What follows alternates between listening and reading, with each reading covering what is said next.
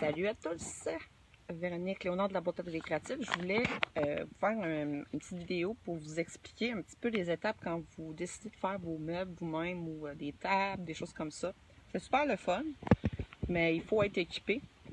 Puis moi, vu que mon but c'est de vous montrer comment faire les choses, mais aussi de vous expliquer que ça peut être long, que ça peut être laborieux, puis que c'est pas tout le monde qui peut le faire du premier coup, parce que ce qu'on trouve, les idées de do-it-yourself, que ce soit sur Pinterest ou tout ça, ben c'est quand même assez long. Fait que ça n'a pas de l'air long, ça a l'air super facile, mais au final c'est super beau, mais ça prend du temps. Puis je vais juste vous expliquer, dans le fond, moi, mes idées, ben, je les mets sur papier. Fait que moi, je voulais faire un meuble de divan sectionnel. Je vais juste vous le montrer. Ça, c'est mon beau dessin, d'accord? Fait que ça va, je vais vous montrer après les lattes de bois là, que j'ai achetées pour faire ça. Bien évidemment, des fois, le stock qui s'offre, faut vérifier avant en ligne si vous pouvez l'avoir à la quincaillerie. Moi, j'ai acheté des morceaux de bois 4 par 4 pouces. Ils se faisaient pas dans le pain, donc je l'ai acheté dans l'épinette. C'est pas plus grave.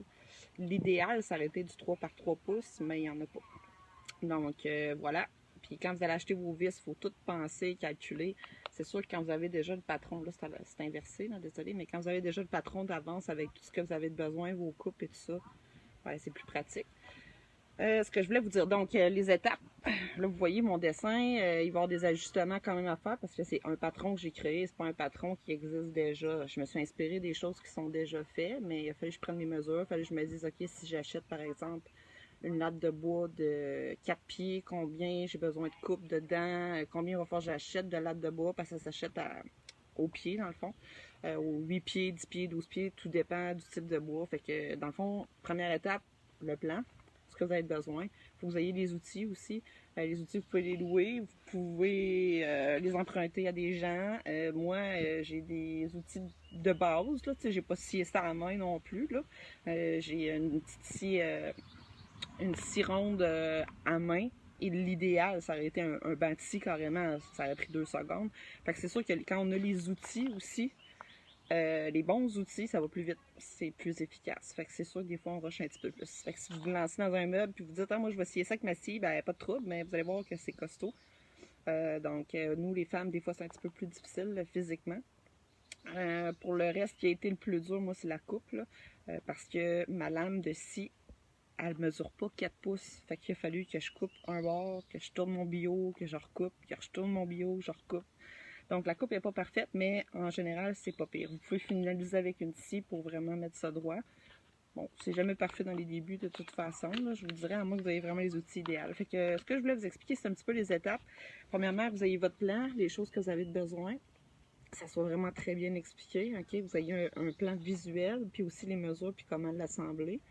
Moi, je me suis mis, ben là, celui-là, c'est pas le meilleur exemple, mais j'ai fait un exemple de meuble. Moi, je l'ai dessiné. Ça se peut que dans la réalité, ça marche pas 100%, mais j'ai quand même calculé ce que je pourrais acheter comme planche, exemple, pour que ça fitte. Fait que, tu sais, du 1 pied par 2 pieds, c'est logique parce que ça marche par pied, les lattes de bois qu'on achète. Un pied, c'est 12 pouces. Fait que vous pouvez calculer ça comme ça aussi. Fait que moi, ici, ben, toutes mes étapes, dans le fond, tu sais, j'ai mis mon côté A, mon côté B, ce qu'il faut que je fasse. Il faut que je calcule aussi l'épaisseur du bois. Il y a souvent un quart, un quart de pouce, ça dépend du bois, là, mais il y a toujours l'épaisseur du bois quand on l'accote contre un autre qu'il faut enlever ou calculer. Donc, c'est ça, les étapes que je voulais vous expliquer. C'est de un, ben, avoir votre plan, tout ça. De deux, il faut que vous ayez à la quincaillerie, acheter tous les matériaux que vous avez besoin, prévoir le budget en conséquence, savoir aussi, mieux vaut d'en acheter un petit peu plus de bois qu'il n'y a pas assez, parce que si vous en manquez, vous êtes en train de le faire, c'est vraiment poche qu'il faut que vous retourniez en chercher. Avoir les bonnes vis, la bonne longueur aussi, comme là, moi, c'était difficile à trouver parce que c'est du 4 pouces. Souvent, les vis, ils arrêtent à 4 pouces. Mais moi, il faut qu'ils passent à travers de 2 planches de 4 pouces. Par exemple, ici. 2 planches de 4 pouces. Fait qu'il faut au moins qu'il arrive dans la moitié de celui-là, au complet dans l'autre, puis la moitié de celui-là. Fait qu'il me fallait au moins du 5 pouces. Il n'y en avait pas sur les tablettes. Fait que j'ai demandé au monsieur aux matériaux. Il m'a dit oui, ça se fait, on les vend à l'unité. Sinon, je peux te vendre une boîte. Fait que c'est plus industriel, vous comprenez? Fait que c'est des choses des fois qu'il faut demander qu'il n'y a pas tout le temps. Ensuite, une fois que vous avez les matériaux, on arrive à la maison. Faut tout calculer, nos mesures sur le bois, le tracé. La prochaine étape, ça va être de couper notre bois. Ensuite, il va falloir le sabler pourquoi. Je vais vous l'expliquer, je vais vous le montrer, la différence. Si vous voulez garder votre meuble longtemps, il faut le teindre. Donc ça, c'est une autre étape. Puis après, il faut l'assembler. Moi, j'ai une étape supplémentaire parce que mon bois, je le brûle à la torche.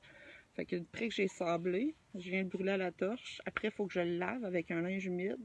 Puis après, je le teins. Puis après, c'est pas vrai avant de l'assembler, mais il faut que je fasse mes trous. Je calcule où je fais mes insertions de vis puis comment je le monte. Puis au final, on l'assemble. Fait que je voulais juste vous montrer que ça a l'air facile, mais au final, c'est quand même laborieux. Je vais tourner ma caméra, je vais vous montrer la différence entre... On va voir les belles fesses de pixels. Les pixels! C'est moi qui te parle! Fait que je vais juste vous montrer la différence. Ici, on a du bois qui vient d'être sablé. Ça me prend à peu près 15 minutes par morceau. OK? Bon, évidemment, moi, bon, là, vu que j'ai une blessure, il faut que j'y aille vraiment mollo. Fait que moi, ce projet-là de 2 divans, là, j'y vais étape par étape. Fait que ça va me prendre un bon 3-4 semaines. Puis sinon, ça va bien, je vais y aller plus vite. Mais comme là, j'avais déjà tracé comme première étape mes biobois. Ensuite, je les ai coupés. Donc ça, c'est ce qui est le plus long, c'est toutes les petites parties. Ça, c'est mes pattes. Ça, c'est ma patte arrière. Puis ça, ici, ça va être, dans le fond, entre les deux pour les tenir. Puis en plus, il va y avoir des lattes au centre. Mes lattes sont ici, c'est du 4 pieds. Ça vient pas comme ça a été coupé, là. Fait que j'ai tout mesuré, tout coupé. Ensuite, ceux-là, je suis en train de les sabler parce que j'avais juste commencé à sabler ceux-là. Je les ai brûlés, eux autres. Et eux autres, il me reste à les teindre. Et là, ben, je suis en train de terminer le sablage. Il va falloir que je les brûle, puis après, je les teins. Je suis pas obligée de les brûler, là, mais moi, c'est pour le look. Fait que quand vous l'achetez brut, ce qui arrive, c'est que, regardez, c'est du 10 pouces, que j'ai 10 pieds, pardon, j'ai acheté. Fait qu'il y a toujours des indications. Fait que quand vous allez sabler, il faut quand même bien sabler pour enlever ça, les codes qu'il y a dessus. Puis des fois, vu qu'ils sont empilés, il y a des défauts, il y a des morceaux de bois qui ressortent. Puis si je mets l'autre à côté, puis que je compare la différence, je pense qu'on le voit, là, la différence. C'est vraiment quelque chose.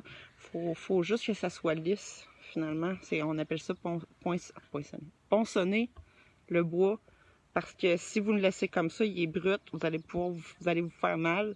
Il va vous pouvez avoir des écharpes. Donc, il faut le ponçonner. C'est vraiment important pour que ça soit lisse, que ça soit propre. Pourquoi je le sable avant de le brûler? C'est parce que même si je le brûle, le petit côté brut, oui, ça va enlever quand même l'épaisseur qu'il y a trop. C'est parce que d'un, ça va le légaliser. Parce qu'ici, il y a des bosses, là. Fait que d'un, ça va le légaliser. Puis, il y a les côtés ici qui sont les plus compliqués un petit peu. C'est ça qui est le plus rugueux. Fait qu'on passe la ponceuse. C'est pas parfait, mais c'est juste plus doux et plus égal pour ensuite, quand on va l'assembler avec nos vis. Ou ça pourrait être des goujons, là, des goujons en métal avec des serres. Donc, c'est ça. Ça va au-delà de ça. Fait que là, présentement, j'en ai sablé 2. Ça m'a pris à peu près 20 minutes. J'en ai 8 au total à sabler. Après, il faut que je les brûle. Après, il faut tout que je teins les 8 comme ça, plus ça. Là, c'est 2 divans. Là. Je pourrais en faire juste un. Là. J'en aurais besoin de 4. Là. Puis, ben, à l'assemblage, ça se pourrait qu'il y ait des choses qui marchent moins bien. Fait que, comme là, je me suis rendu compte que mon dossier, il va être haut comme ça, puis c'est peut-être pas assez haut comme je voudrais, mais bon, c'est à voir. Puis les vis aussi, pas qu'ils s'entrecroisent, parce que, pardon, je vais avoir des biobois comme ça, puis je vais en avoir comme ça. Fait qu'il y a un moment donné, ici, ils vont se croiser. Mais vu que j'ai calculé que ma vis, elle rentrera pas au complet, ça devrait être correct.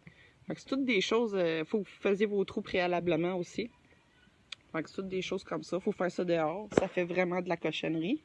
Fait que quand on sable, oui, j'ai un embout pour ma sableuse pour ramasser la poussière, mais je l'ai quand même pas mal utilisé. Puis là, il tient plus. Puis c'est pas mal brisé. Fait que là, ça se retrouve sur moi. Je trouve ça moins compliqué. Mais tu sais, encore là, c'est une sableuse qui marche à vibration. C'est pas l'idéal. Une ronde qui tournerait, ça serait encore plus efficace. C'est d'où l'importance d'avoir des bons outils. Parce que quand vous avez des bons outils, je vais ma caméra là. Quand vous avez vos bons outils, vous sauvez du temps, c'est mieux fait, c'est plus droit, c'est ça. Mais c'est les coûts qui viennent avec. Quand vous êtes équipé, puis que vous avez les outils pour, ben génial, faites-le. Si vous pouvez pouvez les louer de la journée aussi, ça c'est possible.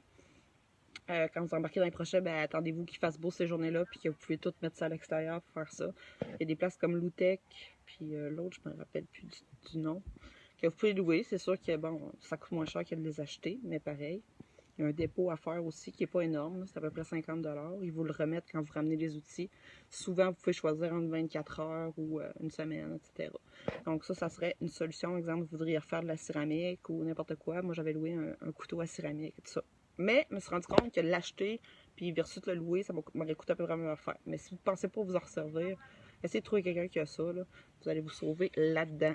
Fait que c'est ça, je voulais vous dire qu'il y a beaucoup d'étapes quand même. Il faut être bien équipé. Fait que dans n'importe quel projet que vous vous embarquez, c'est génial, c'est le fun. Vous apprenez, commencez par des plus petits projets. Là, moi, je suis dans un gros projet, là, mais commencez par des plus petits projets. Exemple, une petite table ou une chaise ou un banc extérieur. Oups, excusez, il y avait une abeille. Après ça, vous pourrez vous lancer dans des plus gros projets. Prenez votre temps, soyez pas pressés. Demandez de l'aide aussi. Puis, c'est ça. Fait que c'est le fun de faire nos choses do it yourself. Vous voyez tout ça, c'est ce qu'on trouve, c'est vraiment hot.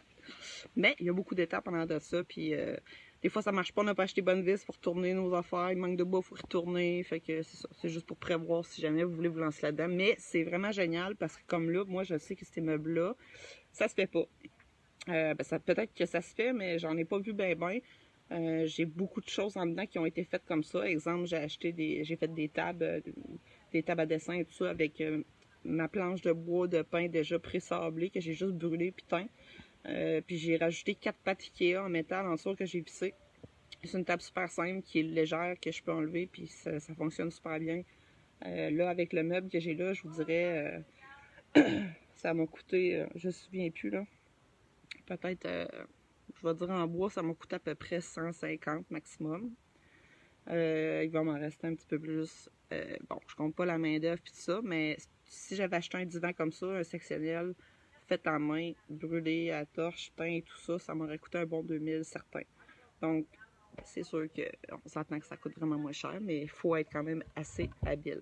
Puis ma table de cuisine, je l'ai faite aussi. C'est pas parfait, mais c'est vraiment juste, ça fait vraiment la job, c'est super. Elle m'a coûté à peu près 100 $. Le temps de le faire, c'est sûr, ben une vraie table comme ça, vous payeriez peut-être 500 $, tu sais. Fait que, puis les chaises, j'ai acheté ça aussi à seconde main.